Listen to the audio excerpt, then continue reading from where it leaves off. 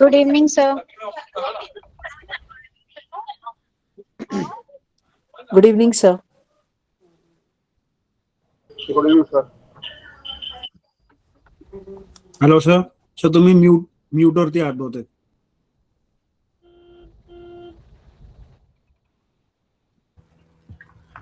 Good evening. आज जरा लोकसंख्या वाढलेली आहे. गुड. काल आपण इंट्रोडक्शन घेतलेलं होतं. आज आता आपण थोडंसं कॉम्पोनंट लेवलला जाऊयात. जसं आपलं काल बोलणं झालं होतं, डब्याच्या आत, सीपीयूच्या डब्याच्या आतमध्ये जे काही गोष्टी आहेत त्या पहिल्यांदा आपण एक एक स्टडी करत जाऊ आणि नंतर मग फुल बाहेरचं म्हणजे नेटवर्क किंवा आउटपुट डिव्हाइस, मॉनिटर, प्रिंटर्स यांच्याकडे आपण वळणार आहोत. तर मी आता आज आपण लेक्चर सुरू केलो मदरबोर्ड्स वर ना.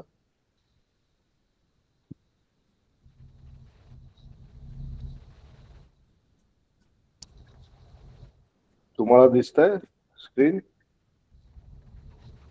हो, दिसते. ओके.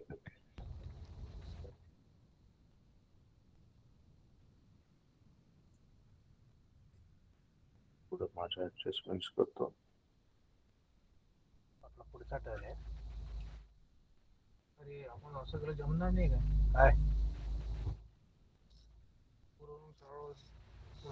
पुरवून पलटून. अरे आता सरळ चल.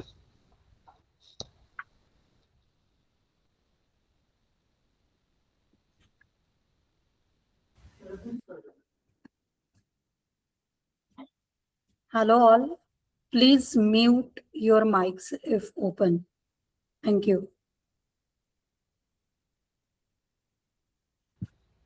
Okay. Sorry sir, sorry. No problem, no problem. Drive करताना फक्त मोबाईल बघू नका, नुसता ऐका. चलो.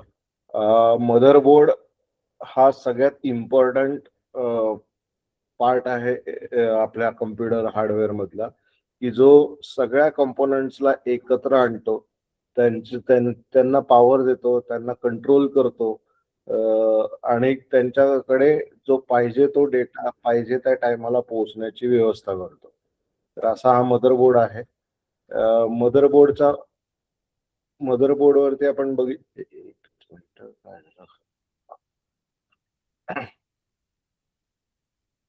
मदरबोर्डचं कोअर फंक्शन जे आहे तर ते फिजिकल माउंटिंग्स देणे. प्रत्येक सीपीयू असेल, रॅम असेल, स्टोरेज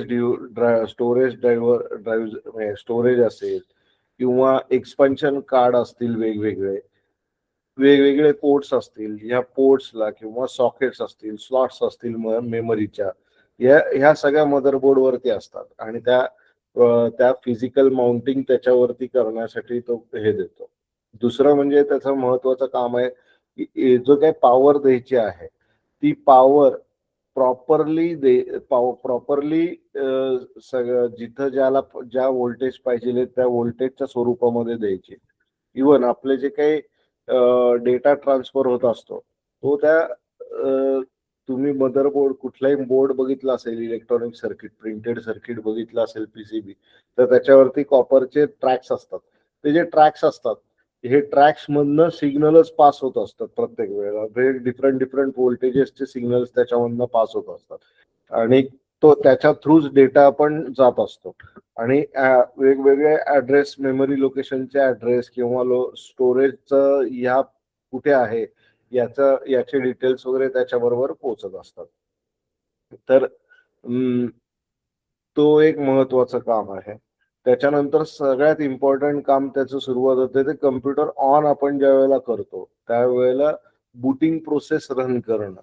बूटिंग प्रोसेस म्हणजे काय आहे तर पहिल्यांदा तर पूर्ण पॉवर बघायची. पॉवर बघितल्या, पॉवर प्रॉपरली आहे नाहीये हे चेक केल्यानंतर प्रत्येक जे कॉम्पोनंट्स मदरबोर्ड वरती लावलेले आहेत किंवा जे काही एक्सटर्नल डिव्हाइसेस लावलेले आहेत, मॉनिटर सारखे असतील किंवा कीबोर्ड माऊस असतील, असे डिव्हाइसेस एक्सटर्नल, इंटरनल याच्यामध्ये मेमरी आहे, सीपीयू आहे, या सगळ्यांना प्रॉपरली चेक करायचं की बाबा यांचा परफॉर्मन्स व्यवस्थित चालू आहे का. म्हणजे हे व्यवस्थित आहेत का, आणि मगच त्यांना सगळ्यांना पॉवर व्यवस्थित मिळतीये का, मग ती बूट प्रोसेस पूर्ण करायची आणि ऑपरेटिंग सिस्टीम लोड करून चालू करायची. हे काम मदरबोर्ड शिवाय होऊ शकत नाही, कारण त्याच्यावरतीच बायस असतो. अं, त्याचे वेगवेगळे स्टँडर्ड्स असतात मदरबोर्डचे. त्याप्रमाणे त्याच्यावरती म्हणजे इंडस्ट्रियल स्टँडर्ड IEEE फायनलाइज केलेले स्टँडर्ड आहेत प्रत्येकाचे. ते स्लॉट्स त्याच्यावरती असतात आणि मग त्याच्यामध्ये ते बरोबर त्या गोष्टी बसत असतात. आता त्याचे फॉर्मॅट्स कुठले कुठले आहेत, म्हणजे फॉर्म फॅक्टर्स जे असतात, म्हणजे छोटा फॉर्म फॅक्टर म्हणजे त्याचा साईज. तो सर्व्हरचा मदरबोर्डचा साईज बघितला तर तो खूप मोठा असतो, वेअरॅज आता फॅनलेस मशीन्स येतात त्यांचा अगदीच छोटा असतो. अशा पद्धतीने वेगवेगळे स्लॉट्स त्याच्यामध्ये वेगवेगळे साईजेस असतात. त्याला मग आपण म्हणतो ATX, micro ATX, mini ITX. जे फॅनलेस असतात त्याला मिनी ITX ह्याच्यामध्ये येऊन जातात ते, कारण ते एकदम छोटेसे असतात. किंवा आपल्या लॅपटॉपसाठी असणारे मदरबोर्ड त्याच्यावरती सगळं सेट केलेलं असतं. ह्याच्याप्रमाणे मग पुढचे हे सगळे फिजिकल कॉम्पोनंट्स त्याच्यावरती प्रॉपरली माउंट होत असतात. कोअर फंक्शन याचे 3 आहेत आणि त्याच्याप्रमाणे त्याचा लेआउट स्टँडर्डाइज केलेला असतो आणि त्याच्यावरनं आपल्याला काम येतं. आता ह्याचा एक अॅनालॉजी आपण जर का घेतली तर आपण असं इमॅजिन करू, मदरबोर्ड ॲज अ सीट असं जर का आपण बघितलं तर त्याच्यामध्ये जे रोड आहेत ते म्हणजे ते कॉपर ट्रॅक्स आहेत. ते कॉपर ट्रॅक्स जे आहेत ते काय करतात तर ते डेटा कॅरी करतात, electrical power component to component carry करतात. आणि डेटा कॅरी करतात म्हणजेच काय करतात, इलेक्ट्रिकल व्होल्टेज डिफरन्सेस कॅरी करत असतात ते. म्हणजे ज्या वेळेला आपण, ही तुम्हाला सगळ्यांना माहिती की कॉम्प्युटर बायनरी सिस्टीम मध्ये चालतो. बायनरी सिस्टीम म्हणजे काय, 0 आणि 1 मध्ये चालतो. मग 0 म्हणजे 0 म्हणजे 0 व्होल्ट आणि 1 म्हणजे 5 व्होल्ट किंवा 12 व्होल्ट अशा पद्धतीने प्रत्येक ठिकाणी सिग्नल असतात. त्याप्रमाणे तो डेटाचा एक बाईट जर का 8 ह्याचा तो ट्रॅक असेल, कॉपर ट्रॅक असेल, तर त्याच्यावरनं 8 सिग्नल त्याच्यावरनं जात आहेत. त्याच्यावरनं तुमचा बीट काय आहे तो अखंड तुम्हाला समजतो. अशा पद्धतीने तो डेटा ट्रान्सफर त्याच्यामध्ये होत असतो. दुसरं जे आहे ते पॉवर ग्रीड आहे. म्हणजे व्होल्टेज रेग्युलेट करण्यासाठी जी काही सिस्टीम आहे म्हणजे आपण आता हे रोड बरोबर कम्पेअर करूयात. सॉरी, आपण परत येऊयात मागे. रोड बरोबर कम्पेअर करूयात. तर रोड जे आहेत तर जिथं कोणाला जायचं आहे तर त्या रोडने, आता आपण सिटीमध्ये म्हणलं तर मला इथनं लक्ष्मी रोडला जायचं आहे, जय हिंद कलेक्शन मध्ये जायचं आहे, तर मला त्या रोड त्या ह्यानेच पास व्हावं लागणार आहे. आता इंटरसेक्शन्स काय येणार आहेत, प्रत्येक ठिकाणी मला चौक येणार आहे, बरोबर आहे की नाही. त्या चौकांना आपल्याला क्रॉस करून जायचं आहे. चिप्स ह्याच्यामध्ये मदरबोर्डमध्ये चिपसेट्स असतात. तो डेटा फ्लो करताना तुम्हाला त्या चिप मध्ये पाठवतो.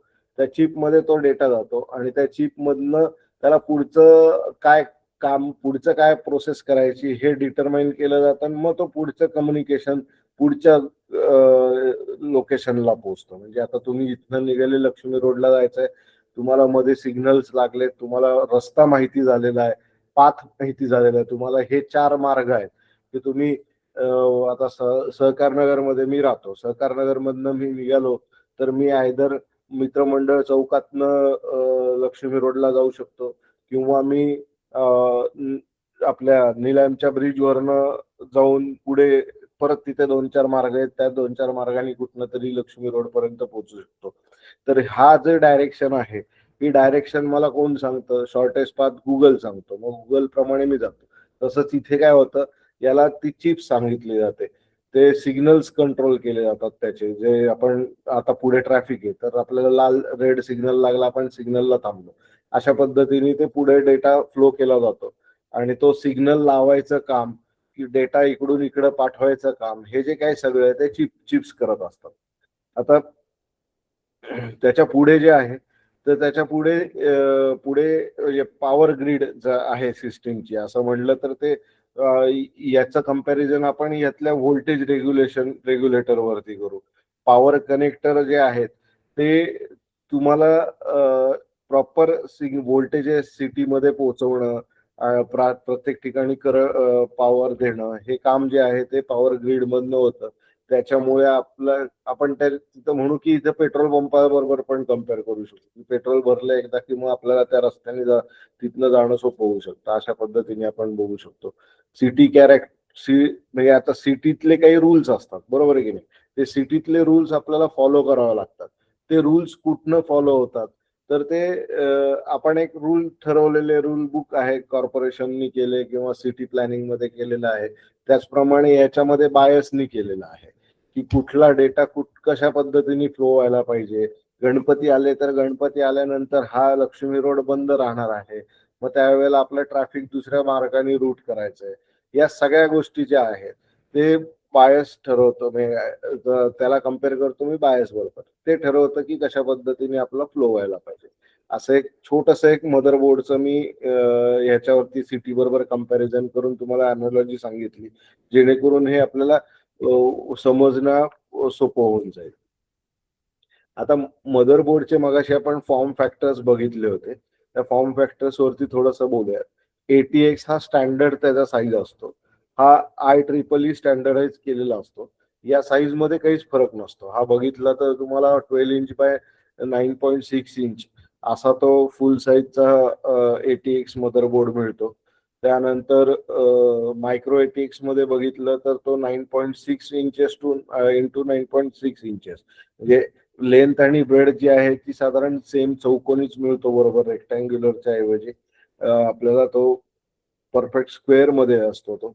आणि हे जसजसं त्याच्यामध्ये नवीन नवीन टेक्नॉलॉजी येत गेल्या तसं फॉर्म फॅक्टर कमी कमी व्हायला लागले. आणि जसे फॉर्म फॅक्टर कमी व्हायला लागले तसं सायझेस त्याच्या ऑटोमॅटिकली कमी होत गेले. आता मिनी ITX म्हणलं तर तो 6.7 इंच बाय 6.7 इंच होतो. म्हणजे तो अजून अल्ट्रा कॉम्पॅक्ट केलेला मदरबोर्ड आहे. त्याच्यामध्ये एक्सपान्शन स्लॉट्स वगैरे सगळ्या त्याच्यामध्ये इन्क्लूड केलेल्या, फक्त त्यांची क्वांटिटी कमी झालेली आहे. म्हणजे त्याच्यामध्ये तुम्हाला जनरली हे करता येत नाही, जास्त अपग्रेडेशनचा पार्ट करता येत नाही. तुम्हाला ATX याच्यामध्ये मदरबोर्ड मध्ये तुम्हाला मॅक्सिमम एक्सपान्शन स्लॉट्स दिलेले असतात, जेणेकरून तुम्ही त्याला एक्सपांड जास्त करू शकता. हा त्यातला मेन डिफरन्स असतो.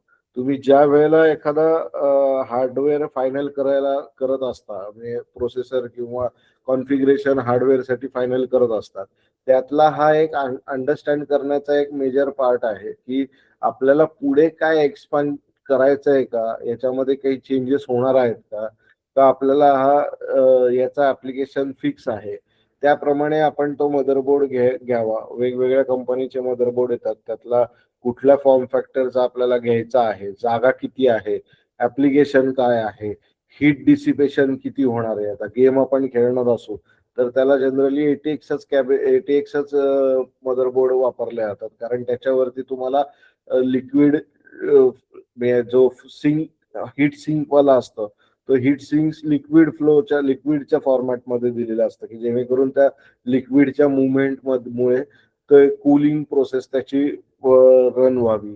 मग त्या ठिकाणी आपल्याला छोटा मिनी ITX मदरबोर्ड वापरून चालत नाही, त्या ठिकाणी आपल्याला मोठाच मदरबोर्ड वापरावा लागतो. तर हे आपले पुढचा प्रोसेसर काय कॉन्फिगरेशन आपल्याला फायनल करायचं आहे त्या हिशोबाने आपल्याला हे मदरबोर्डचे साइजेस मॅटर करत असतात. आता हे झालं साईज वरती किंवा जनरल काय काम करतो याच्यावरती झालं. आता थोडस आपण त्याच्यामध्ये डीप जाऊयात की काय म्हणजे कशा पद्धतीने मदरबोर्ड हा अख्ख्या याचा बॅकबोन आहे किंवा नर्वस सिस्टीम आहे अख्ख्या कम्प्युटरची, की ज्या नर्वस सिस्टीम डाऊन झाली तर काय होणार आहे, पूर्ण फंक्शन बॉडीचं थांबणार आहे किंवा जिथं नर्व चोक होणार आहे किंवा जिथं फुटणार आहे, मेंदूमध्ये नर्व्स फुटली तर काही होऊ शकतं. म्हणजे we cannot predict what will happen. पण मदरबोर्डचं पण तसंच आहे की मदरबोर्डनी फंक्शन चुकीचं काही केलं तर 100% तुमचे आउटकम आहे ते चुकीचं येणार आहे. तर याच्यामध्ये 8 फंडामेंटल रोल्स मदरबोर्डचे आहेत. ते मदरबोर्ड काय कशा पद्धतीने परफॉर्म करतं ह्याच्यासाठी. त्याच्यामधला मदरबोर्ड परफॉर्मन्स आहे, परफॉर्म आहे, पॉवर डिस्ट्रीब्युशन आहे, सिक्युरिटी फीचर्स आहेत आणि असे दादा एक एक बघायला घेऊयात आपण, मग त्याच्याप्रमाणे आपल्याला समजेल. आता पहिला म्हणजे आपण मगाशी पण बघितलं होतं तर फिजिकल माउंटिंग हा त्याचा पार्ट आहे. मग सीपीयू मध्ये सीपीयूचे वेगवेगळे सॉकेट्स असतात. ते सॉकेट्स बसवण्यासाठी त्याला कूलर, त्याचं माउंटिंग हे त्याच्यामध्ये एक हे दिलेलं आहे. ते सीपीयूचं सॉकेट तुम्ही आता माझा जर का कर्सर बघू शकत असाल तर या मदरबोर्डच्या चित्रामध्ये हा जो इथे दिसतोय तो सीपीयू सॉकेट आहे ज्याच्यावरती सीपीयू बसवला जातो. त्याच्यानंतर या बाजूला बघितले तुम्ही तर 4 वेगवेगळे हे दिसत आहेत, ते पेअर मध्ये आहेत. म्हणून त्यांचे कलर वेगवेगळे आहेत. ब्लॅक आणि ब्ल्यू असे 2 कॉम्बिनेशन्स मध्ये ते आहेत. तुम्हाला रॅम बसवताना अशाच कॉम्बिनेशन मध्ये बसवावे लागते. पहिल्यांदा हे 2 फुलफिल करावे लागतात आणि नंतर मग हे 2 फुलफिल करावे लागतात. मग ते डीम त्याला आपण जे म्हणतो तर तो मेमरी स्लॉट्स म्हणतो, डीम स्लॉट्स म्हणतो आपण त्याला. आता डीम का म्हणतो तर ते ड्युएल चॅनल आहेत. दोन्ही बाजूनी त्या मेमरीला रीड केलं जातं. पूर्वीच्या ज्या होत्या त्या सीम होत्या, त्या एकाच बाजूने रीड केल्या जायच्या. आता ह्या ज्या वेळेला आपण स्लॉट मध्ये मेमरी चिप टाकतो त्यावेळेला त्याच्या एका या लेफ्ट साईडला पण आणि राईट साईडला किंवा फ्रंट आणि बॅकला दोन्ही बाजूला त्याचे कनेक्टर्स कनेक्ट होतात आणि दोन्हीकडनं सिग्नल पास केले जातात. त्याच्यामुळे त्याची स्पीड आता वाढलेली आहे. पूर्वीच्या ह्याच्यामध्ये सिंगल साईड असायची, त्याच्यामुळे ती अशी प्रेस करून लावावी लागायची एकाच बाजूला. त्यानंतर ह्याच्यावरती तुम्ही बघताल तर ह्याच्यामध्ये आता पीसीआय स्लॉट्स ह्याच्यामध्ये दिलेले आहेत या मदरबोर्ड वरती. तर ते पीसीआय स्लॉट्स त्याच्या वेगवेगळे एक्सपान्शन कार्ड, ग्राफिक कार्ड असेल किंवा आता ह्याच्यामध्ये ग्राफिक कार्डचा पण स्लॉट आहे की नाही आपल्याला चेक बघावं लागेल. तो कुठेतरी लपून बसला असेल ह्याच्यामध्ये वरच्या ह्याच्यामध्ये. पण वेगवेगळे जर का नेटवर्कचं कार्ड नसेल तर नेटवर्कचं किंवा वायफायचं कार्ड हे पीसीआय मध्ये बसलं जातं. किंवा इव्हन पीसीआय मध्ये तुमची SSD हार्ड ड्राईव्ह बसायला जर का स्लॉट नसेल तर तो पीसीआय एक्सप्रेस स्लॉट मध्ये तुम्ही लावू शकता कार्ड आणि त्याला तुम्ही तुमची SSD लावू शकता. त्याप्रमाणे मग स्टोरेजचे कनेक्टर, स्टोरेज म्हणजे काय तर हार्ड डिस्कचे कनेक्टर आहेत. हे इकडे हार्ड डिस्कचे साठा कनेक्टर्स आपल्याला बघता येतील. या इथे कुठेतरी असावेत हे.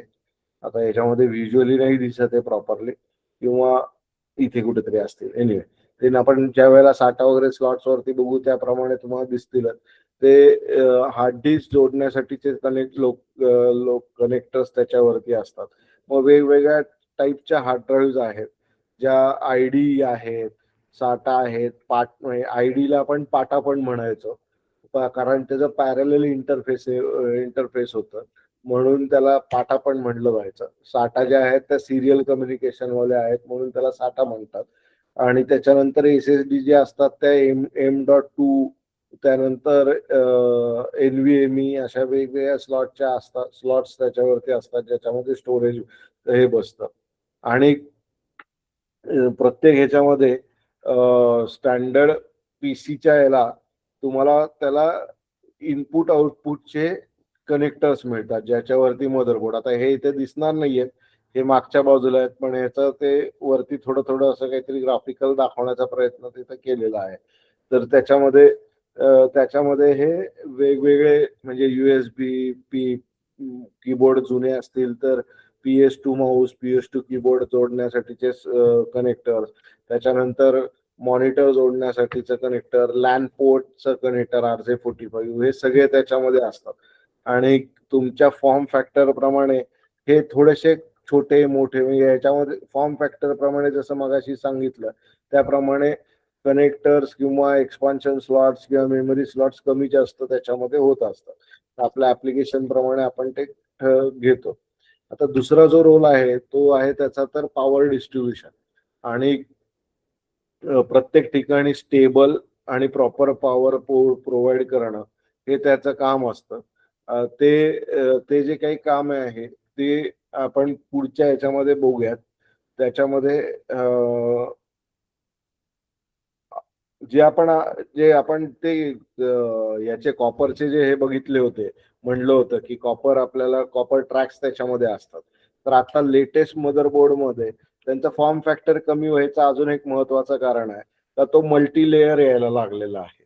आता तुमचे कॉम्पोनंट जे मॉस्फेट्स किंवा कॅपॅसिटर्स किंवा इंडक्टर्स वगैरे जे आहे ते वरती असले तरी त्याचे जे ट्रॅक्स आहेत ते ट्रॅक्स त्याचे 8 लेअर मध्ये डिवाइड केलेले असतात. तर मग त्याच्यामधनं ते कम्युनिकेशन होत असतं. एका लेअरवरनं मे बी असं होतं की सीपीयू आणि रॅम मधलं कम्युनिकेशन होत आहे. एका लेअर मधनं फक्त त्या सीपीयू रॅम आणि त्यांना पॉवर जाते. दुसऱ्या याच्यामध्ये स्टोरेज रॅम आणि बाकीच्या डिव्हाइसेसला जाते. चौथ्या लेअर मध्ये बाहेरचे जे एक्सटर्नल कनेक्टर्स आहेत त्याच्यासाठी केलेलं आहे.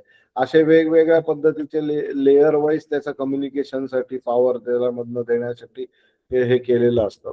तर त्याच्यामुळे त्याची साईज कमी झालेली असते. पण ह्याला प्रॉपरली पॉवर देणं हे मेन काम त्या मदरबोर्डवरनच असतं की ज्याच्यामधनं प्रॉपर क्लीन म्हणजे 5 व्होल्ट म्हणजे 5 व्होल्ट, -5 व्होल्ट म्हणजे -5 व्होल्ट असेच पॉवर तिथनं जाणार आणि ती प्रॉपरली रेग्युलेट होऊनच जाणार. हे बघण्याचं काम जे असतं ते कंपल्सरी मदरबोर्डचाच रोल आहे तो त्याच्यामध्ये. डेटा महत्वाचा रोल आहे, तो डेटा ट्रान्सफर करण्याचा रोल आहे. मग डेटा ट्रान्सफर मगाशी मी म्हणलं की त्या ट्रॅक मधनं पास होत असतो. तर डेटा कुठनं बेसिकली जात असतो, कोणाकोणाकडे जात असतो.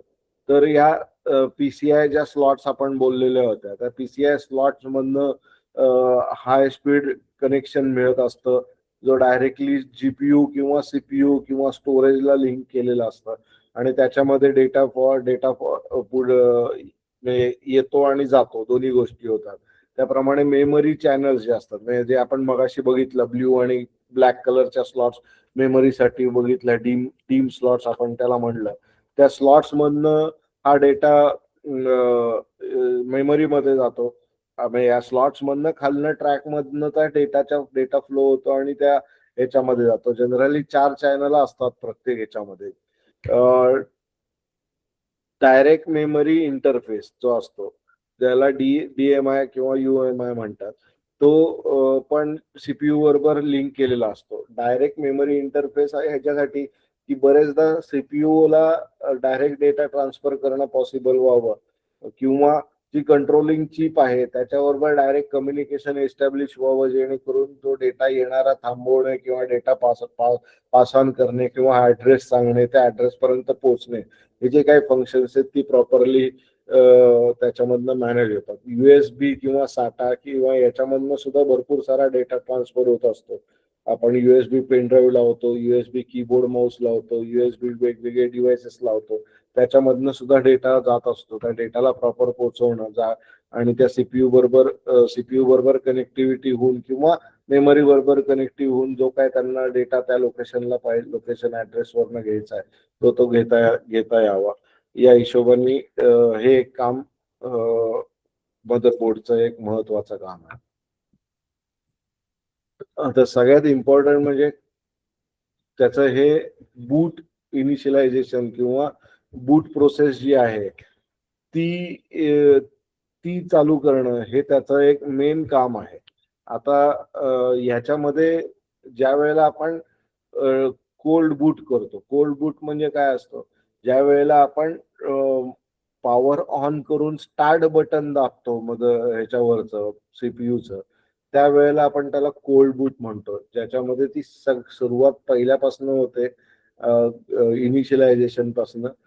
तर त्याच्यामध्ये सगळ्यात पहिल्यांदा काय केलं जातं, तर ही त्याची प्रोसेस आहे. पॉवर ऑन आपण एकदा केली, पॉवर बटननी ऑन केलं आणि ऑन केल्यानंतर मग पुढचं जे येतं ते बायस मध्ये जातं. बायस मध्ये स्टोरेजचं फर्मवेअर मध्ये स्टोअर केलेलं असतं. बायस सगळी फ्लॅश मेमरी असते त्याच्यामध्ये केलेलं असतं आणि तो काय करतो, ते फ्लॅश मेमरीचा स्टार्ट पॉइंट जो आहे म्हणजे ऍड्रेस असतात प्रत्येकाचे. म्हणजे आपण आता जर काही एक्सेल शीट बघत असू आणि एक्सेल शीट मध्ये आपल्याला सिरियल नंबर लिहिलेले असतात, त्याप्रमाणे 64 केबीचं कुठेतरी एक टेबल बनवलेलं आहे. त्या टेबलला ऍक्सेस करून ते मेमरीमध्ये लोड करणे, पेजिंग म्हणतो आपण त्याला. तर ती प्रोसेस जी आहे ती चालू करायच्या अगोदर या फर्मवेअर मध्ये, मग ते ज्या वेळेला होतं त्यावेळेला ऍक्च्युली तुमची ओएस तिथे ट्रान्सफर होत असते. पण ज्या वेळेला आपण बायस करतो त्यावेळेला बायस तो पहिला पॉइंट सांगतो की ह्या पॉइंट पासून आपल्याला आता हा प्रोग्राम रन करायचा आहे आणि हा प्रोग्राम रन करून आपल्याला बाकीच्या सगळ्या गोष्टी चेक करायच्या. आणि एक एक गोष्ट चेक झाली की मग आपल्याला ओएस ला हँड ओव्हर करायचंय. मग ओएस रॅम मध्ये लोड होईल आणि ऍक्च्युली आपली सिस्टीम चालू होईल. तर त्यामध्ये बायस कडे एकदा कंट्रोल गेल्यानंतर सगळ्यात पहिल्यांदा ते काय करतं तर पोस्ट टेस्टिंग करतं. आता मला तुमच्याकडनं माहिती पाहिजे, आता कोणीतरी मला उत्तर देणं आवश्यक आहे की पोस्ट म्हणजे काय एक्झॅक्टली. कोण सांगणार आहे? आपल्याकडे वेळ नाही आहे, फास्ट सांगायचंय.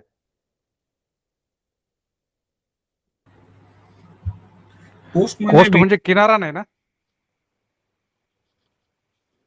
नाही, पोस्ट ही बायस Post. मधनं पहिली हे चालू होते, प्रोसेस चालू होते, त्यावेळेला पोस्ट ही प्रोसेस रन होते. Power on self test. Very good. कोणी सांगितलं?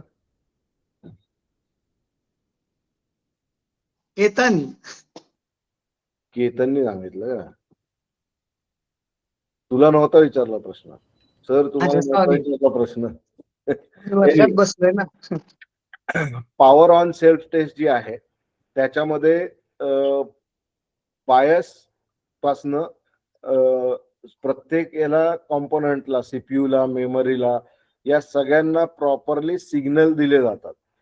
त्या सिग्नलवरनं समजतं त्यांना की बाबा तू आहेस का, पहिल्यांदा आहेस तर तू प्रॉपर आहेस का, पोझिशनला आहेस का, काम करण्याच्या लेवलला आहेस का, असं तो सिग्नल पाठवला जातो.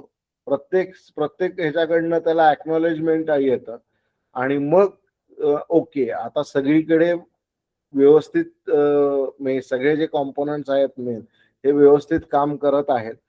आता माझी पॉवर जी आहे ती पॉवर मी देणार त्यावेळेला काही प्रॉब्लेम येणार नाही. त्याच्यामध्ये मग पॉवरचं युनिट असतं ह्याला सुद्धा दिली जाते पॉवर, म्हणजे टेस्ट दिली जाते आणि तो त्याचं रन करतो की माझे 24 व्होल्ट, 12 व्होल्ट, 5 व्होल्ट, 0 व्होल्ट हे सगळे प्रॉपरली आहेत आणि मी माझं काम व्यवस्थित करतोय. असं प्रत्येक युनिट कडनं त्याला डिटेल्स ओके मिळत असतात. आणि मग तुम्ही ते मंगलयानचा मूवी बघितला असेल, त्याच्यामध्ये त्यांनी कसं विचारतो तो पहिल्या त्यांचं हे रॉकेट लॉन्च करताना की हे ओके का, हे ओके का, हे ओके का. तो जशी त्या ही सुरुवात करतो तशी सेम सुरुवात या बायस मधनं होते आणि मग पुढचे जे आहे ते डिव्हाइस इनिशियलायझेशन प्रोसेस चालू होते. तर त्याला समजतं की हे 4 गोष्टी अवेलेबल आहेत आणि कीबोर्ड माऊस अवेलेबलच नाहीये. बायसला समजतं. जर का त्याला त्याच्याबरोबर कम्युनिकेशन झालं नाही, त्यांनी एक्नॉलेजमेंट दिलीच नाही, तर त्याला समजतं. मग तो काय करतो, त्यांना सोडतो आणि मग तुमच्यासाठी एरर मेसेज त्या ब्लॅक स्क्रीन वरती येतो पहिल्यांदा की कीबोर्ड माऊस नॉट कनेक्टेड असं म्हणून एररचा तो तुम्हाला मेसेज मारला जातो. जर का ते चांगलं असेल तर तो पुढच्या प्रोसेसला होतो.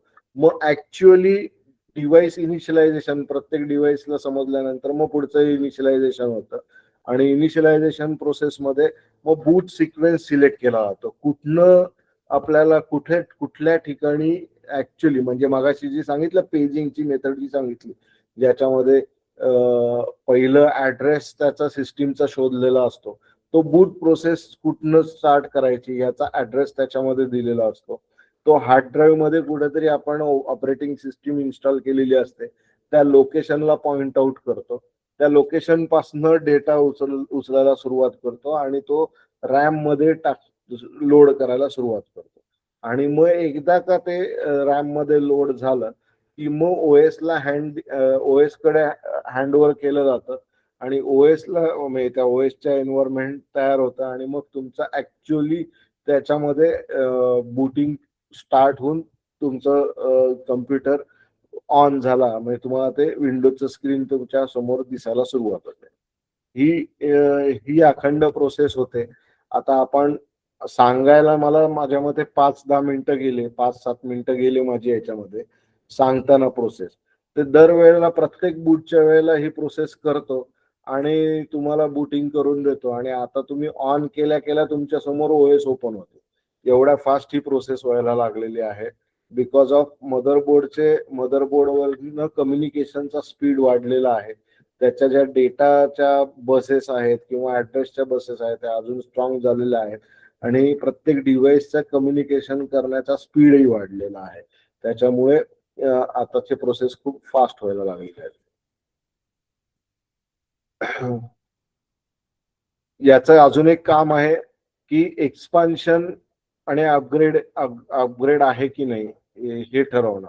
जसं मगाशी आपण म्हणलं, आता बरेचदा पूर्वी हे खूप चॅलेंजेस यायचे की माझ्याकडे आता पेंटीएम मशीन आहे.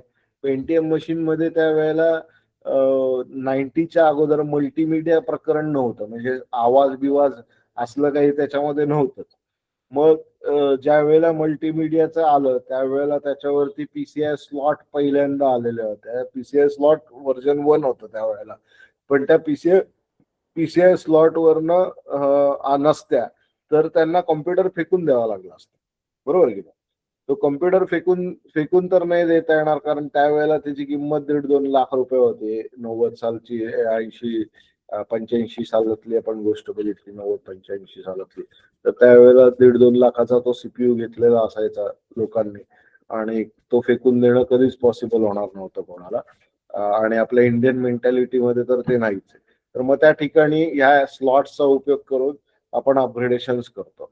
आता मला ग्राफिक कार्ड लावायचा, आज मी गेम खेळत नाही पण मला पुढे जाऊन गेम खेळायचा आहे, तर माझ्याकडे ग्राफिक कार्डचं स्लॉट असेल तर मी त्याच्यामध्ये ग्राफिक कार्ड लावू शकेल आणि मग त्याच्यावरनं माझा ग्राफिकल स्पीड वाढेल.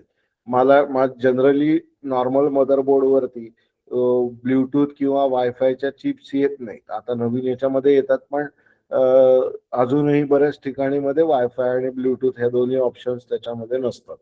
तर मग ते तशा टाईपचे आपल्याला कार्ड्स त्याच्यामध्ये ऍड ऑन करणं किंवा आता USB डिव्हाइसेस आले तर USB-चं कार्ड त्याचा एक्स्ट्रा लावून देणं, ह्या सगळ्या गोष्टी ज्या आहेत हे एक्सपान्शन स्लॉट्स असल्यामुळे आणि त्याचा अपग्रेड करण्याची ॲबिलिटी असल्यामुळे मदरबोर्ड करू शकतो आणि ते त्याचं एक मेन फंक्शन सुद्धा आहे.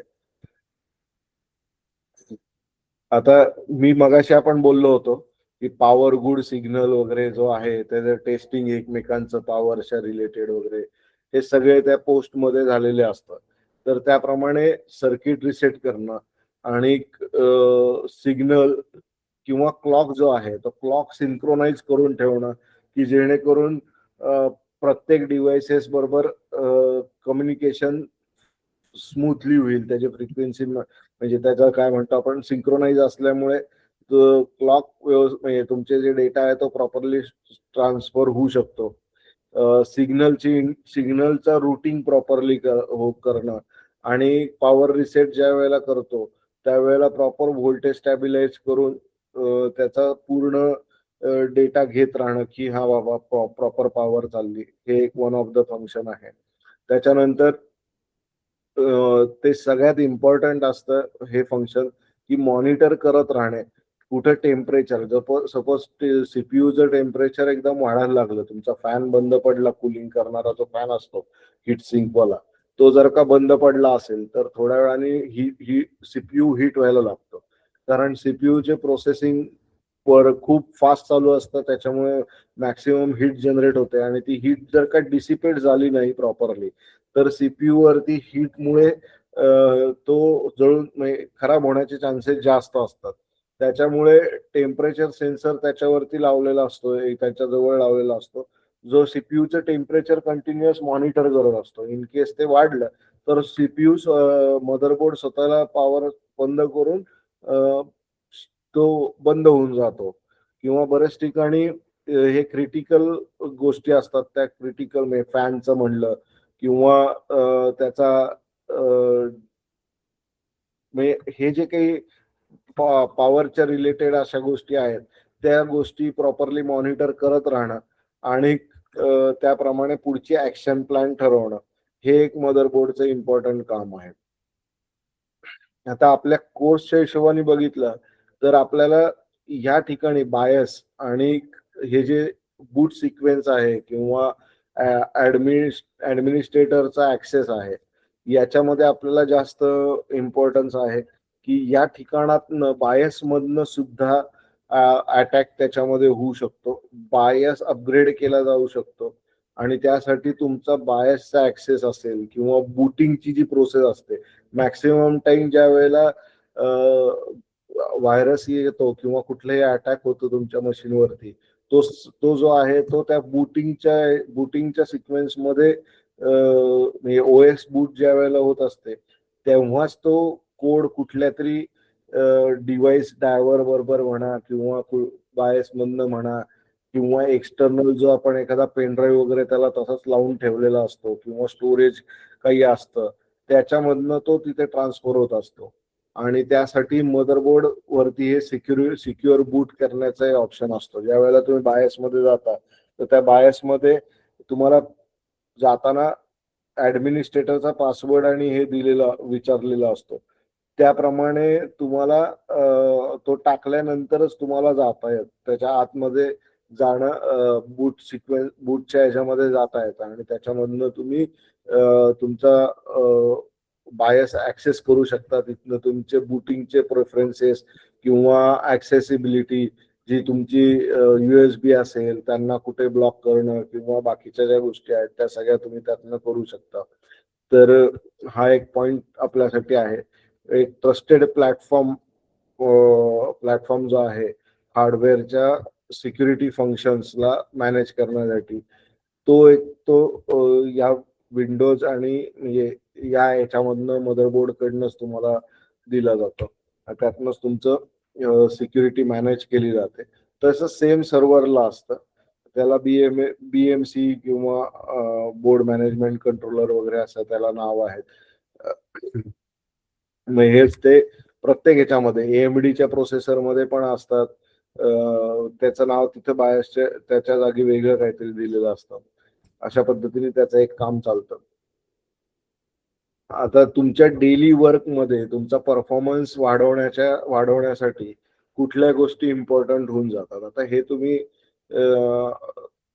तुम्ही याच्यासाठी पण विचार करू शकता. ज्या वेळेला तुम्ही एखादं नवीन कॉन्फिगरेशन घेतात त्या कॉन्फिगरेशनच्या वेळेला आपल्याला त्याचा विचार पण करता येऊ शकतो किंवा आपलं काय ऍप्लिकेशन आहे ते समजण्यासाठी पण आपण याचा विचार करू शकतो. तर मेमरी बँडविड्थ काय आहे, त्याला किती चॅनलचा हे आहे, PCIचा लेन किती आहे, ते PCI स्लॉट्स किती आहेत, त्यानंतर कॉन्फिगरेशन कुठला प्रोसेसर त्याच्यावरती माउंट होण्यासाठी आपल्याला त्याचं सॉकेट दिलेलं आहे, या सगळ्या गोष्टींवरनं त्याचा परफॉर्मन्स आपल्याला ठरवता येतं. त्याच्यानंतर कनेक्टिव्हिटी कुठल्या ह्याची आहे, कुठले USB पोर्ट आहेत, ते किती डेटा ट्रान्सफर पर सेकंदचा करत आहेत, त्याचा नेटवर्किंगचं हे स्पीड किती आहे, म्हणजे RJ45 जर का कनेक्टर असेल नेटवर्किंगचं, RJ45 कनेक्टर तिथे असेल जो नेटवर्कचा डेटा ट्रान्सफर करण्याचा पोर्ट आहे, त्याचा स्पीड किती आहे, 1 गीग आहे का 1000 MBPS आहे, 100 MBPS आहे का 10 गीग आहे.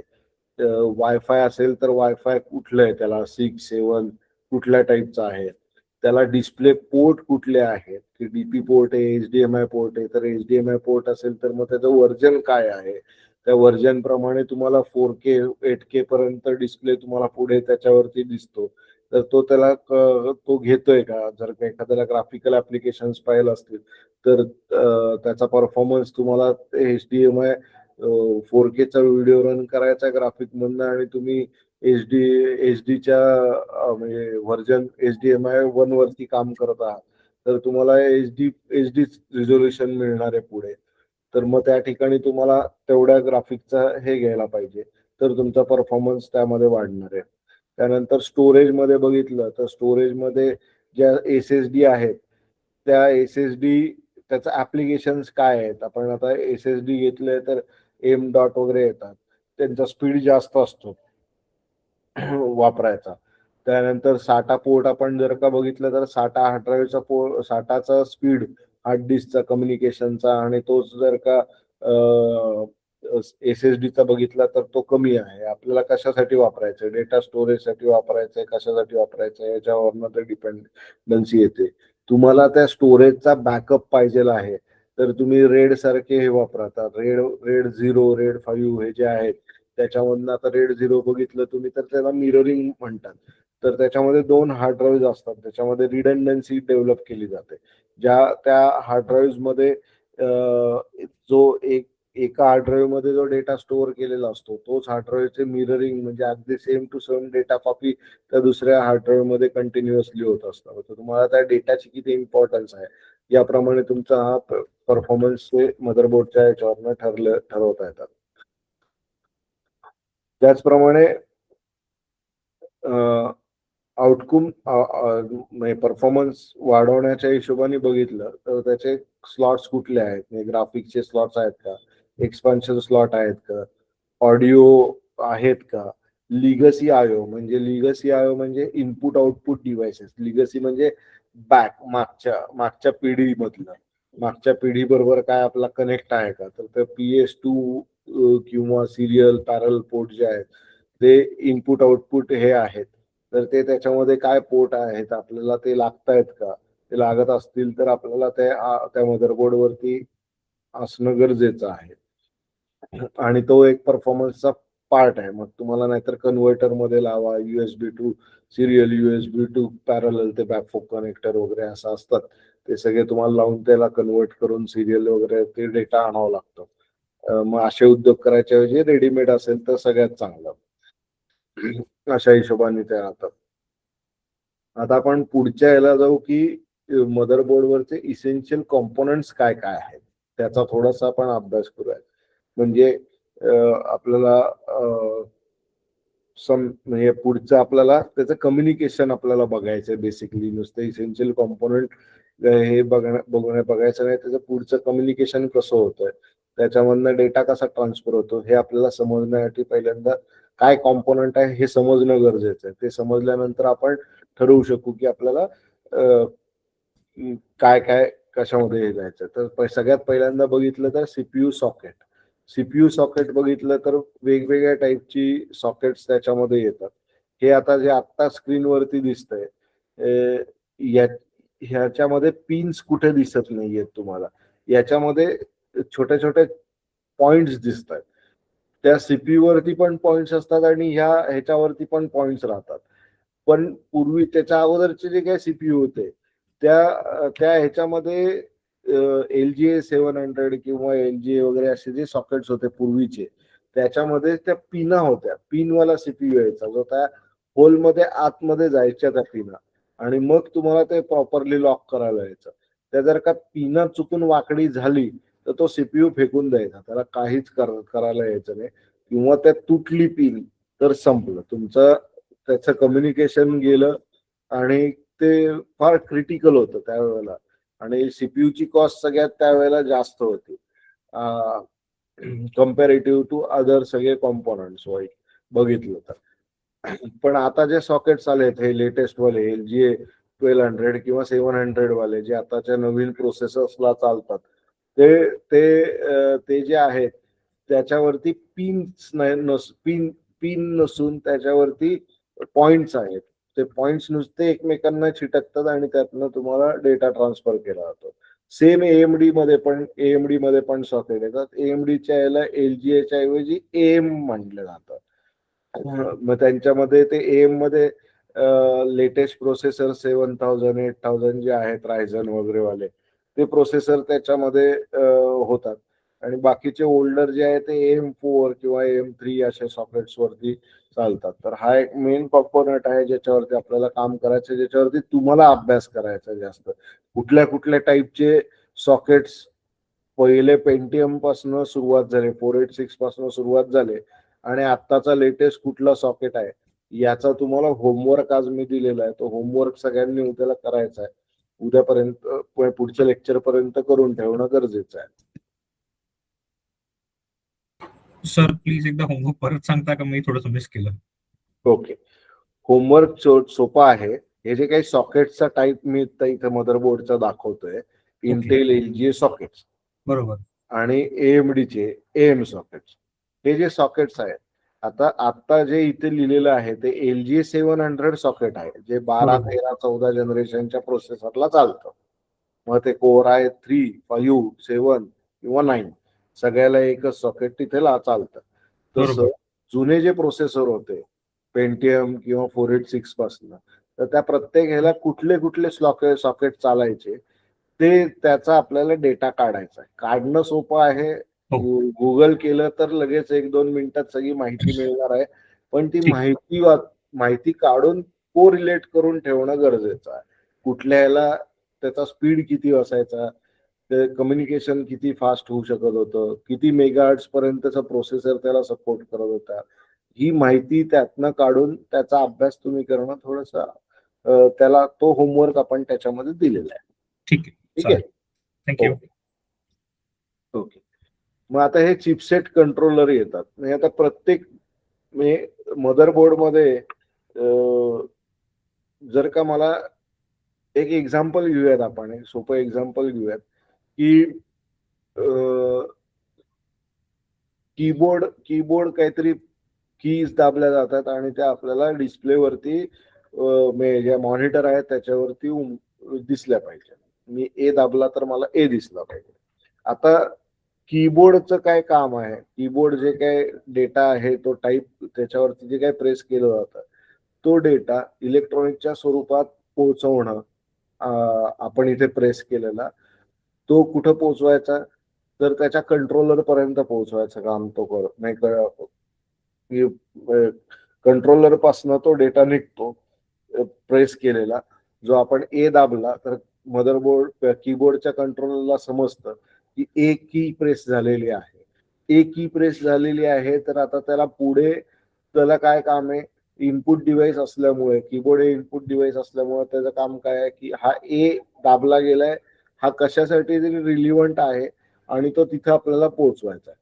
आता तो पोहोचवायचा आहे म्हणजे आपण काय करणार आहोत, तर त्या तो जो कंट्रोलर आहे तो मदरबोर्डवरच्या कंट्रोलर बरोबर, चिप्स बरोबर बोलणार, त्याच्याशी रिलेटेड चिप बरोबर बोलणार, त्याच्यामधनं तो डेटा घेतला जाणार, तो रॅम पर्यंत जाणार, रॅम मधनं तो डेटा CPU ला दिला जाणार किंवा डायरेक्ट मेमरी जे DMI म्हणतो आपण त्याच्या तिथे जाणार आणि तिथनं तो मॉनिटरच्या कंट्रोलर पर्यंत जाणार आणि मग मॉनिटरच्या कंट्रोलरवरनं त्या मॉनिटरवरती तो दाखवला जाणार. आता एवढी सगळी प्रोसेस त्याच्या मागे होते आणि एवढ्या चिप्स त्याच्या मागे अडकलेल्या असतात, कंट्रोलर अडकले असतात, त्याला PA वेगवेगळे कंट्रोलर्स त्याच्यामध्ये आहेत. तर ह्या कंट्रोलरचं ट्रॅफिक जे आहे ते कंट्रोल करण्याचं काम जे आहे ते PHC वरनं होतं, प्लॅटफॉर्म कंट्रोलर हब जो म्हणतोय त्याच्यामधनं मदरबोर्डच्या ह्याच्यामध्ये होतं. मग त्याच्यामध्ये साऊथ ब्रिज आणि नॉर्थ ब्रिज या दोन अजून पार्ट पडले जातात, चिप्स असतात ज्या इंटरनल कम्युनिकेशन आहे CPU, रॅम आणि ह्याच्या रिलेटेड PHCच्या रिलेटेड वगैरे ते जे आहे ते नॉर्थ ब्रिज वरनं चालतं आणि साऊथ ब्रिज वरनं तुमची एक्सटर्नल कनेक्टिव्हिटी जी USB ची आहे किंवा बाहेरचे ऑडिओ नेटवर्क फंक्शन्स आहेत याच्यासाठी जी काही कनेक्टिव्हिटी किंवा मदरबोर्ड आपला डिस्प्ले, नेटवर्क नाही, नेटवर्क चुकीचा शब्द आहे, याच्यासाठी डिस्प्लेसाठी किंवा प्रिंटरसाठी जे आहे या सगळ्या गोष्टी ज्या आहेत त्या साऊथ ब्रिजवरनं चालल्या जातात. तर हे एक चिपसेट त्याच्यामध्ये इम्पॉर्टंट पार्ट आहे. त्यानंतर मेमरी स्लॉट्स. आपल्याला मेमरीवरती एक अखंड लेक्चरच आहे त्याच्यामुळे इथे मी जास्त वेळ घालवत नाही आपल्या या ह्याच्यावरती, पण त्याच्यामध्ये वेगवेगळ्या आर्किटेक्चर होते. जसं मी म्हटलं पूर्वी सिंगल साइड डेटा जायचा त्याला सीम म्हणायचे, आता ह्याला डीम म्हणतात. तर त्या ड्युएल चॅनल आर्किटेक्ट त्याच्यामध्ये असतं. त्यानंतर ड्युएल चॅनल मध्ये अजून एक दुसरा पार्ट आहे, दोन्ही बाजूनी डेटा ट्रान्सफर होणे याला डीम म्हणतात. पण ड्युएल चॅनल जो आहे त्याच्यामध्ये तुमच्या मेमरी ज्या आहेत त्या एकाच टाईपच्या, म्हणजे सपोज 4 GB ते त्या कलर कोडिंग प्रमाणे लावल्या जातात. मग ते 2 चॅनल मिळून एक काम करतो. अशा पद्धतीने पण त्याच्यामध्ये चालतं आणि त्याच्यामुळे परफॉर्मन्स तुमचा जो आहे तो 15 ते 30% वाढवता येतो. हे पण काम मदरबोर्डवरच्या त्या स्लॉट्समुळेच झालेलं असतं. पॉवर कनेक्टर हा एक मेन पार्ट आहे, ज्याच्यामध्ये मेन ATX आपण जर का पॉवर सप्लाय बघितला तर त्याच्यामध्ये 24 पिनचं सॉकेट असतो, ज्याच्यामधनं प्लस वेगवेगळे व्होल्टेजेस जे असतात, plus minus 3.3 volt, 5 volt, 12 volt, हे सगळे व्होल्टेजेस त्याच्यामधनं दिलेले असतात पर्टिक्युलर याला आणि ते त्याच्या सॉकेट्स त्याच्यावरती आपल्याला असतात 24 पिनचा पॉवरचा, तो आपण त्याच्यावरती बसवतो. त्याचप्रमाणे CPU ला पॉवर देण्यासाठी ती 4x4 ची एक पिन असते, म्हणजे टोटल 8 पिन असतात. त्यातले एक वेगळीकडे लावावं लागते आणि एक CPUच्या जवळ लावावं लागते जनरली. तर तो एक मेन कनेक्टर आहे ज्याच्यावरनं CPU ला सेपरेट पॉवर दिली जाते आणि ती कंटिन्युअस त्याचं टेम्परेचर चेक करण्यासाठी किंवा एक्स्ट्रीम लेवलला ओव्हरक्लॉकिंग झालेलं असेल, की म्हणजे आताच्या प्रोसेसर मध्ये कसं आहे की माझं जर का ॲटो हे आहे, मी जर का नॉर्मल काम करतोय तर CPU जास्त लोड घेणार नाही, ओव्हरक्लॉकिंग करायला जाणार नाही, म्हणजे फास्ट अजून चालायला किंवा हे करायला जाणार नाही. पण तोच जर का मी एखादं ग्राफिकल ऍप्लिकेशन दिलं तर सीपीयूचा स्पीड ऑटोमॅटिकली तो स्वतःला बूस्ट करून घेतो, ओव्हरक्लॉक करतो, वरच्या फ्रिक्वेन्सीजला जातो तो, आणि त्याच्यामुळे हीट जास्त जनरेट होते, पॉवर जास्त त्याला कंझ्युम करायला लागते. तर हे सगळं मॅनेज तिथनं त्या दोन्ही याच्यामधनं केलं जातं.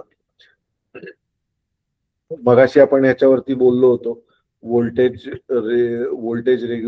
रेग्युलेशन्स वरती, आत्ताही तसंच बोललं. पण हा एक खूप इम्पॉर्टंट पॅरामीटर आहे जो मदरबोर्डला स्टेबल ठेवतो. नाही तर मदरबोर्डचे सगळे कॉम्पोनंट्स, मॉस्फेट असतील, कुठले कॅपॅसिटर्स असतील, त्यात दनादन उडले असते, ते 7-7, 10-10 वर्ष व्यवस्थित राहतात. ते याच कारणामुळे राहतात की हा VRM त्याच्या बरोबर आहे. त्यामुळे त्याच्यानंतर स्टोरेज कनेक्टर्स आहेत. तर वेगवेगळ्या टाईपचे स्टोरेज त्याच्यामध्ये येतात. साठा, पाटा, पाटापासून सुरुवात होती. पाटा म्हणजे ID स्लॉट्स असतो जो पॅरलल कम्युनिकेशन करतो. तो 52 पिन्स हे मेल कनेक्टर असतो आणि आपल्याकडे फ्लॅट रिबन केबल्स असायच्या 52 याच्या. त्या केबल्सचा पुढचा जो 52 पिनचा फिमेल कनेक्टर होता तो त्याच्यामध्ये बसायचा आणि मग त्याचं कम्युनिकेशन चालू व्हायचं. तर ते आता मी पुढच्या याच्यामध्ये घेईल, कुठल्या तरी एकामध्ये हार्ड डिस्कच्या सेशन मध्ये आपण ते घेऊयात. पण आता आपण इथे जनरल बघतोय ते साधारण कशा पद्धतीचे स्टोरेज कनेक्टर असतात लेटेस्ट मधल्या याच्यामध्ये ते आपण बघतोय, ज्याच्यामध्ये तुम्हाला साठा पोर्ट त्याच्यामध्ये दिसतंय. तर साठा पोर्टचं आता तुम्ही बघितलं तर 2-3 टाईपचे साठा पोर्ट असतात. एक छोट्या हार्ड ड्राईव्ह असतात, 2.5 च्या असतात आणि 3.5 च्या असतात. तर जनरली SSD किंवा हे जे असतात त्या ह्याच्यापेक्षा छोट्या असतात, म्हणजे साईजनी छोट्या पण येऊ शकतात. म्हणजे मेमरी मॉड्यूलच्या साईज मध्ये असतात. फक्त मेमरीचं हे जे आहे कनेक्टर आहेत ते आडव्या याच्यावरती असतात. वेऱ्याज यांचं जे आहे NVMe वगैरे जे SSD आहेत त्यांचं कनेक्टर जे असतात ते त्याच्यात छोट्या म्हणजे ब्रेडथला असतात असं म्हणूयात. रेक्टँगल जर का आपली चिप आहे याची, तर NVMe चे आहे त्याच्या ब्रेडथला असतात आणि मेमरी रॅम पकडले तर त्याच्या लेंथ वरती त्याचं कनेक्टर असतं.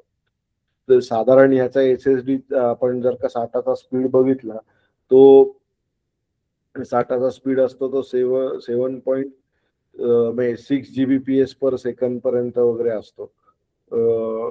त्याच्यानंतर त्यावेळेला काही ठिकाणी ते हॉट स्वॅपेबल असतात किंवा हॉट स्वॅपेबल नसतात. जर का आपण सर्व्हर सारखे हे घेतलं तर तिथे हॉट स्वॅपेबल होतात, पण नॉर्मल आपल्या डेस्कटॉप मध्ये त्या काही हे होत नाही, म्हणजे स्वॅपिंग होत नाही, हॉट स्वॅप पण असतात. म्हणजे चालू हॉट स्वॅपचं कन्सेप्ट अशी आहे की माझं मशीन चालू आहे, पण मशीन चालू असताना मला ज्याच्यावरती ऑपरेटिंग सिस्टीम इन्स्टॉल नाही अशी हार्ड ड्राईव्ह डायरेक्टली मला काढता येते आणि परत लावता येते. डेटावाली हार्ड ड्राईव्ह जी आहे ती चालू मशीन मध्ये काढणं आणि लावणं हे पॉसिबल होतं. त्याला आपण हॉट स्वॅपेबल फंक्शन असं म्हणतो. साधारण कंझ्युमर बोर्ड जे असतात त्याच्यामध्ये 4 ते 8 पोर्ट त्याच्यामध्ये दिलेले असतात आणि त्याचं M.2 जो स्लॉट्स असतो त्याच्यामध्ये तुम्हाला SSD लावायला हे मिळतं. त्याचा स्पीड खूप जास्त असतो, वेगवेगळ्या लेंथ मध्ये ते येत असतात. जसं मगाशी बोललं तसं त्यांना हीट सिंकची काही याला गरज असते, काही याला गरज नसते. तशात आता एक्सपान्शन स्लॉट्स हा पण एक आहे ज्याच्यावरनं आपल्याला अपग्रेडेशनचा पार्ट बघता येतो. त्याच्यामध्ये आत्ताचे जे लेटेस्ट आहेत त्याच्यामध्ये PCIe 16 पर्यंत गेलेलं आहे, जे जनरली प्रत्येक मदरबोर्डवरती 1-2 स्लॉट्स त्याचे दिलेले असतात. जुने बघितले तर PCIe 1, 4, 8 असे ते स्लॉट्सची सुरुवात झाली आणि आता त्या PCI एक्सप्रेस पर्यंत पोहोचली. म्हणजे PCI पासनं PCI ही अगोदरची स्लॉट होती, त्याच्यानंतर PCI एक्सप्रेस म्हणजे PCIe अशी स्लॉट असं एक्सपान्शन स्लॉट आली, ज्याच्यामध्ये वेगवेगळे सगळे कार्ड्स, एक्सटर्नल कार्ड्स त्याच्यामध्ये बसू शकतात अशा टाईपचे.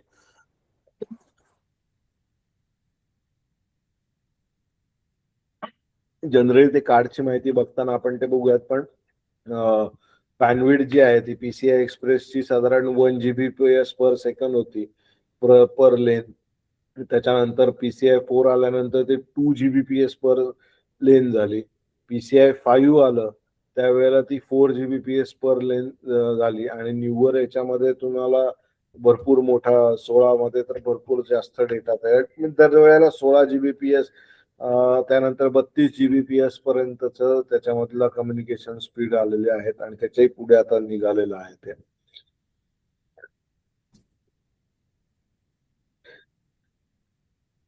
त्याचप्रमाणे IO कनेक्टर जे आहेत ते पण IO कनेक्शन साठी पण इम्पॉर्टन्स आहे, ज्याच्यामधनं तुम्हाला बाकीचे सगळे एक्सटर्नल डिव्हाइसेस, एक्सटर्नल गोष्टी लावायला येतात. जसं कीबोर्ड आहे, माऊस आहे, मॉनिटर आहे, प्रिंटर आहे, USB चे भरपूर सारे डिव्हाइसेस आहेत. हे सगळे तुम्हाला त्याच्यामध्ये लावणं पॉसिबल होतं. तेही खूप इम्पॉर्टंट पॅरामीटर्स आहेत. याच्यावरती सुद्धा आपल्याला याच्यामधनं सुद्धा आपला थ्रेट येऊ शकतो.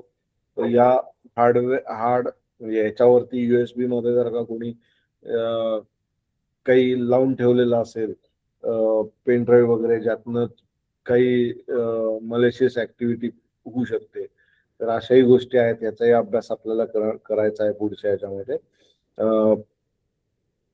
याच्यामध्ये IO डिव्हाइसेस मध्ये तुम्हाला सांगायचं होतं की इन आणि आउट याच्यासाठी जेवढे डिव्हाइसेस वापरले जातात त्याला IO डिव्हाइसेस आपण पुढे म्हणणार आहोत. मग त्याच्यामध्ये रिअल पॅनल एक असतं आणि एक फ्रंट पॅनल असतं.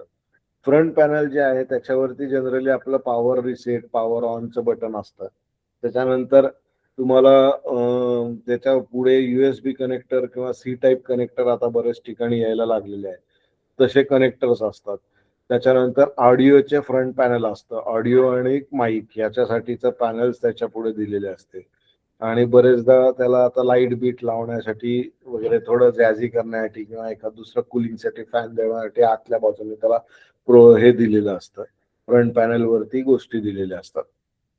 तसंच जर का बॅक पॅनलला गेलो आपण तर तिथे तुम्हाला मागे सगळ्यात पहिल्यांदा display, PS2 port, USB port हे पोर्ट असतातच, प्लस नेटवर्कवालं पोर्ट असतं. डिस्प्लेचे वेगवेगळे ऑप्शन्स त्याच्यामध्ये असतात. एखाद्या वेळेला HDMI साधं 9 पिनचं सॉकेट पण पूर्वी जसं यायचं, ज्याला आपण विजय म्हणतो, तसे पोर्ट हे सगळे मदरबोर्डच्या मागे असतात. आणि वायफायचा अँटिना वगैरे किंवा परत ऑडिओ जॅक्स जे असतात, ते स्पीकर्स जे आपण नॉर्मल लावलेले असतात ते वगैरे, हे सगळे पोर्ट्स त्याच्यावरती असतात. तर आपण आता इथे थांबू आजचं लेक्चर. आणि याच्या पुढचं माझ्या मते ह्याच्या पुढे आपलं बायस वरतीच आहे. बायसची माहिती घेऊन आपण पुढे कशा पद्धतीने मदरबोर्डचं काम होतं आणि त्याचे ऍप्लिकेशन्स कशा, म्हणजे एक एक एक्झाम्पल घेऊन आपण त्याच्यावरती बघणार आहोत की कशा पद्धतीने ती प्रोसेस रन केली जाते. हे बघून आपला मदरबोर्डचं बऱ्यापैकी इन्फॉर्मेशन आपली होणार आहे. मग आता मदरबोर्डच्या प्रत्येक कॉम्पोनंट वरती आपण जाणार आहोत. हे मदरबोर्ड जो आहे हे सांगायचं कारण हे होतं की त्याच्यावरचे कॉम्पोनंट्स आपल्याला एक एक बघायचे आणि त्या कॉम्पोनंट्स मधनं आपल्याला कॉम्पोनंटची माहिती करून घ्यायची आहे. पुढच्या लेक्चरमध्ये आपल्याला परत भेटायचंच आहे. त्याच्या अगोदर तुम्ही होमवर्क करताल अशी मला आशा आहे. तुम्ही होमवर्क नक्की करा, त्याने तुम्हाला फायदा होणार आहे. तर मी आता प्रेझेंटेशन थांबवतो आणि कोणाला काही क्वेरीज असतील तर त्यांनी विचाराव्यात.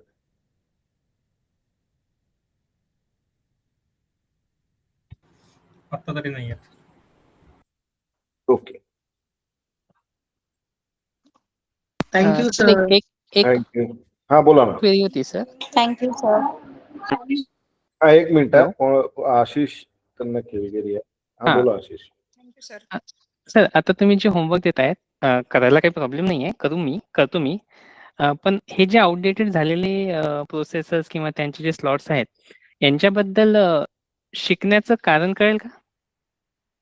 कारण की आता ते याचं यूज मध्ये उत्तर- राहणार नाही ना. एक मिनिट, याचं उत्तर मी देतो सरांच्या बिहावर. चालेल ओके, चालेल. कोणतंच नॉलेज ना कधी आउटडेट होत नाही. नाही, मान्य आहे. आणि आता इथे सगळे नाही, एक मिनिट थांब, लेट मी कम्प्लीट ना.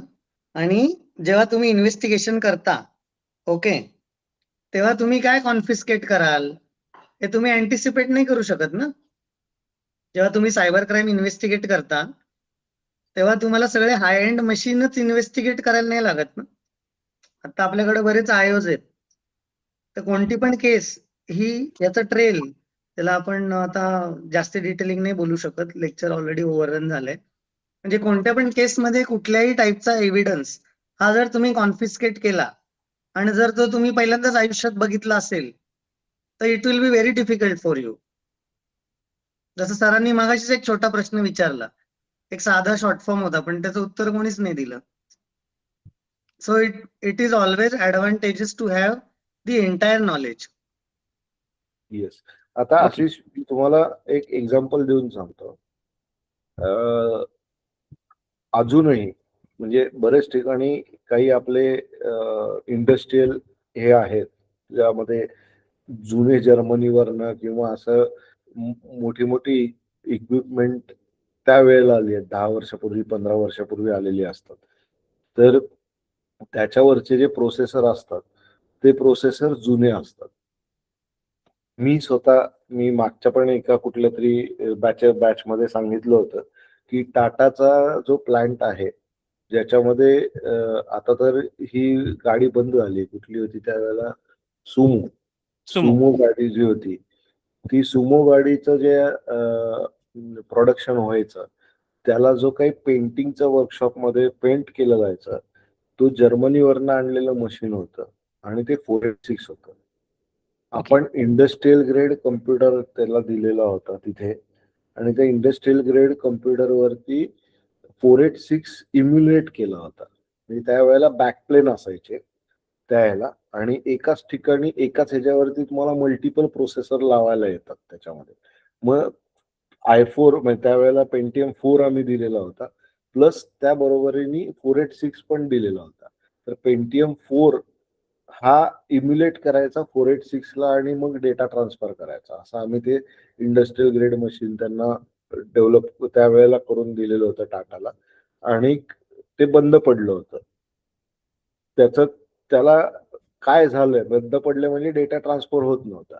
मग आता मी जे हे तुम्हाला कनेक्टर सांगतोय ना, कनेक्टरची माहिती जी देतोय ना, त्याच्यामध्ये फक्त जे पॅरल पोर्ट वाला कनेक्टर होतं जे त्या मशीनवरनं त्या पेनच्या PLC ला जो गेलेला होता डेटा, तर ते निघालेलं होतं.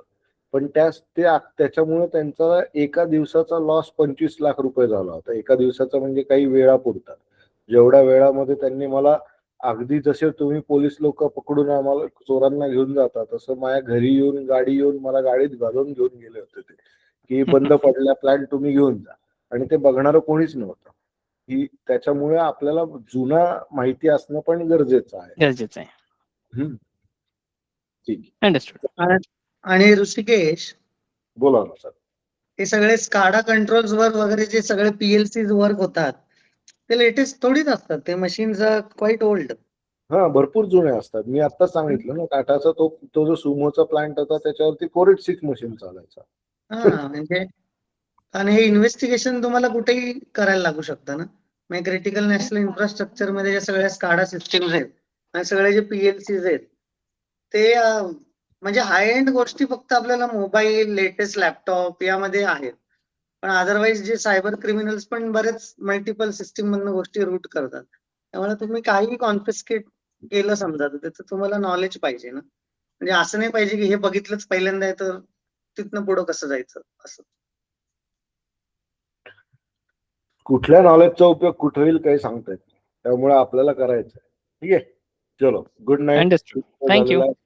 Thank you sir. Good night. Good thank you. Good night. Good night sir. Thank you sir. Thank you sir.